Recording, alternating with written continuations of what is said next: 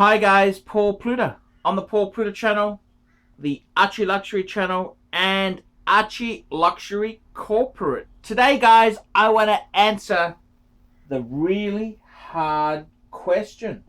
The really difficult question. The white elephant in the room, the one that we don't ask. And the question is simple. Speedy or Zenith Primero? Now I've waited to do this video because I was so enamored with the Zenith Primero, and I wanted the emotion to settle down. I wanted to get on a natural keel, because once you buy something, you have that euphoric rush. The brand can do no wrong, and it changes your life. Now, the thing is, I wanted to give it time to bed in. Then I could be completely honest, completely truthful with the audience as to which of these two pieces here is the perfect piece for you. Which one would I take? So let's just clarify why I've chosen certain models. So these models here are in current production. They are available. The Omega Speedmaster Man on the Moon. I didn't go for any fancy-wancy special edition. This is the most popular incarnation. Halcyon glass, non-display back. It has the bracelet. This is the Omega Speedmaster Professional. This is the most original Speedy available today. We can walk in and buy that. It now comes in a big box. That's cool. That's cool. It's a really cool piece. The Zenith Primero I've chosen is the Zenith Chronomaster 1969 Primero chronograph. So this piece here, it's changed a little bit.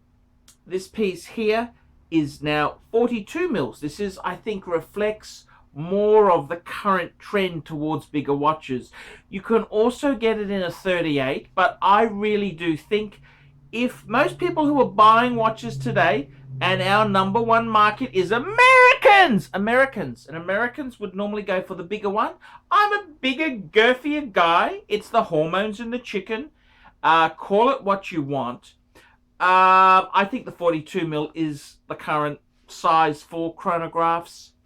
I've gone for the open, that's the exposed part there, because that is the most, this is kind of the flagship model for this iconic model. It represents just the pinnacle of Primero craftsmanship. You can get a full skeleton. I wasn't going to get fancy-wancy. I wanted a honest-to-God modern incarnation of the Chronomaster Classic. So this here is what I think most people would go for. Just like I would say most people would go for this Speedy. We could have gone for a first Omega in space. Yes, there's a number of incarnations we could have gone for, but I think this is the most honest, true to God version. Just like I think this is also the most true to God, honest version of the original piece. The open heart really, I think, is what most people would go for. They would go for it because it's just so cool. It's cool, it's fantastic. It has a display back. It has the Zenith Primero movement. This is the movement that really has been so true to form. The Speedy's also using a very true to form. It's using a 1861 movement, which is basically an 861, which the 861 was there, Omega. They moved away from the 321, which was a column wheel chronograph. They went to the the cam's chronograph, and I gotta say that's what most people tie into that model there. The Zenith itself is a column wheel chronograph, not a vertical clutch, but still a very, very fine chronograph indeed. The two pieces in question, both, interestingly enough, have no date function. Both pieces here, as you see, are 42mm. The Omega is on a steel bracelet. The Zenith is on a factory leather strap with deployment buckle. The Omega has a non-display back. The Zenith has a display movement. Okay, guys, let's talk figures. Let's talk numbers. The Omega Speedmaster Man on the Moon, it is a manual wind chronograph. Originally came out in the late 50s. Mechanical. This was an iconic model. The legend is they were used by NASA in space. After NASA tested a number of different chronographs, including Rolex, they settled on the Omega Speedmaster Man on the Moon. There's debate as to why didn't they go for an automatic one later on, but they'd already done the testing on the Omega. The other thing is too, the gravity in space may not have been able to turn that wheel sufficiently to keep it wound. So the manual wind, it may be more suitable to low gravity environments. The Omega itself there, buying one of these today, you can get them as cheap as $3,600, well, $3,599 at Joma Shop. In the Australian market, you would pick one of these up here. In Australia, they're about 6,500 Aussie dollars. You can pick these up second hand for about 4,000 Aussie, about low threes Aussies on the second-hand market for a really nice example. The Zenith itself there, it is it's an interesting critter indeed. It uses the automatic. This was the race. 1969 was the time. The same time that man stepped foot on the moon. And the race was on to launch the first automatic chronograph.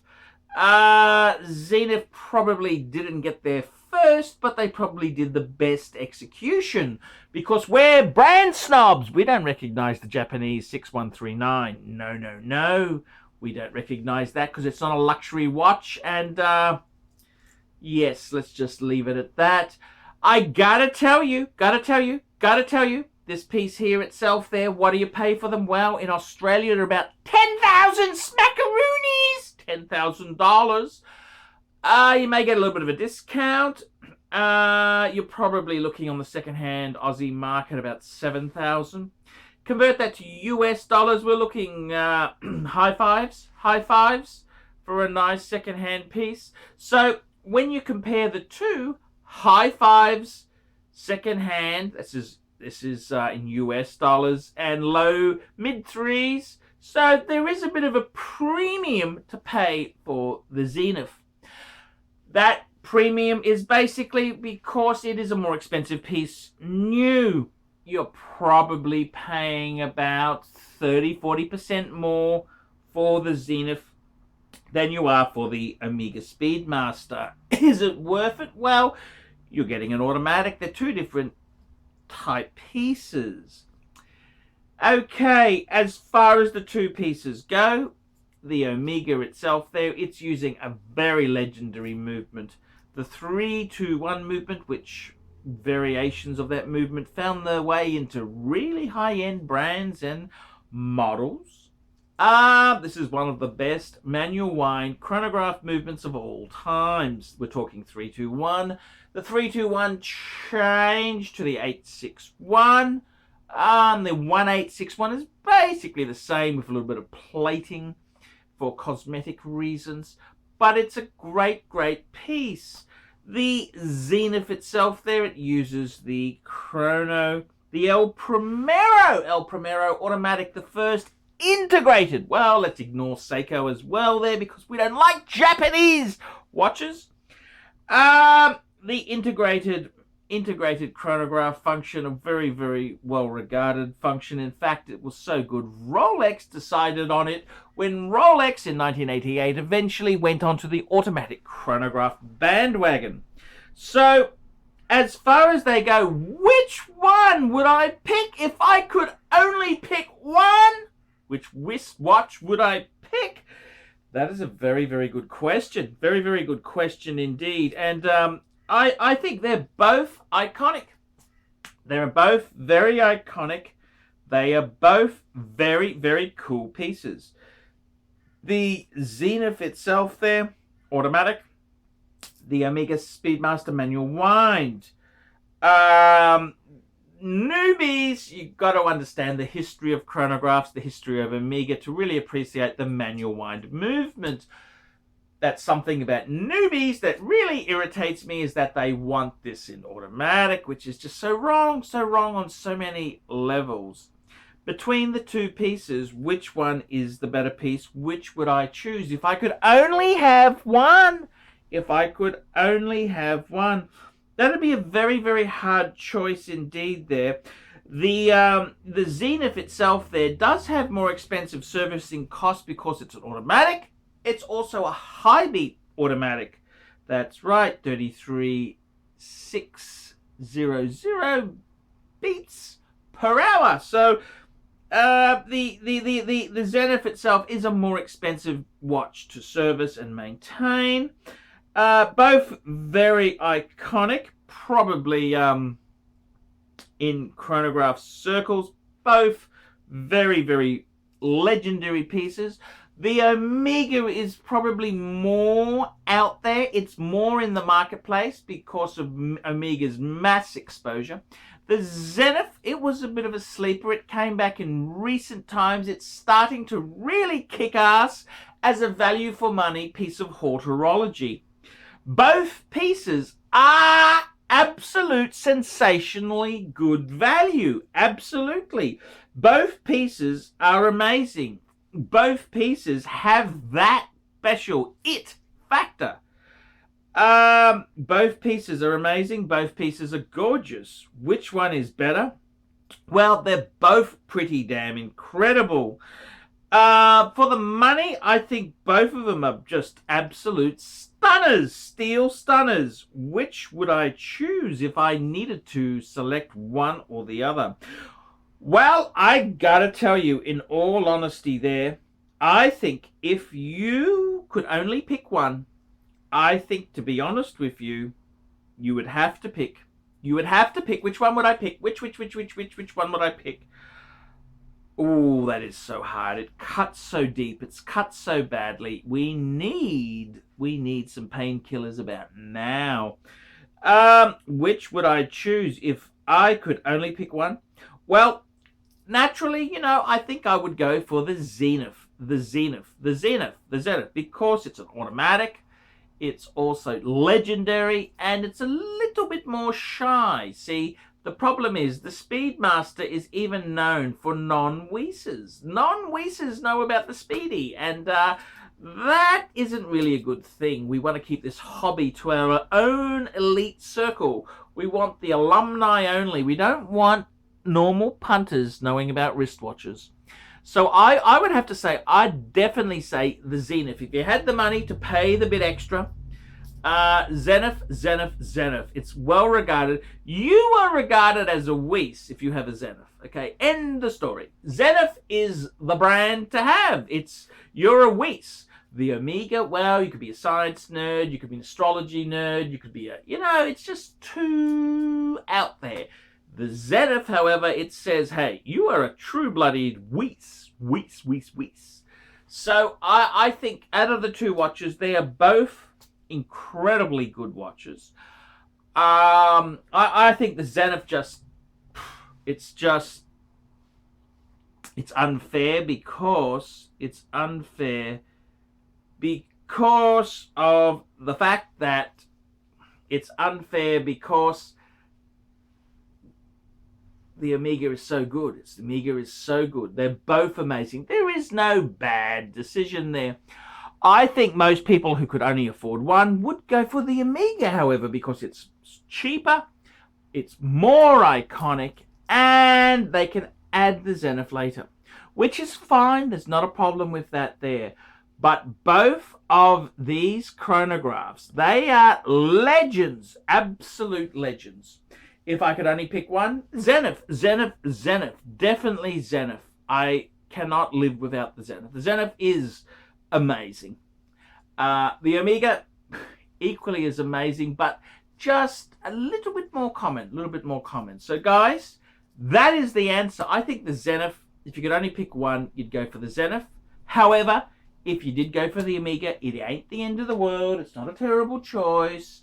It's quite reasonable indeed. So guys, I hope it helps. If you were on the knife edge, I hope I've pushed you into the Zenith. Now, that doesn't mean the Omega's rubbish. The Omega's a fantastic watch. But the Zenith, just a little bit more specialized. It makes you a Weiss, a little bit more elitist, a little bit more. It just separates you from those jerks at work. So there you go, guys. That is my opinion. That is just my opinion. You tell me what you think. You tell me what you think. You put some comments, nasty comments down below. You like, you subscribe, you tell your fuckhead friends, and you put a few nasties down below. You click the bell. You click the bell twice because you subscribe and you click on for updates. That's the way you go. And you wear your Zenith. You're a Weiss. You're a professional collector. You know your shit. That is the truth. Until next time, ciao!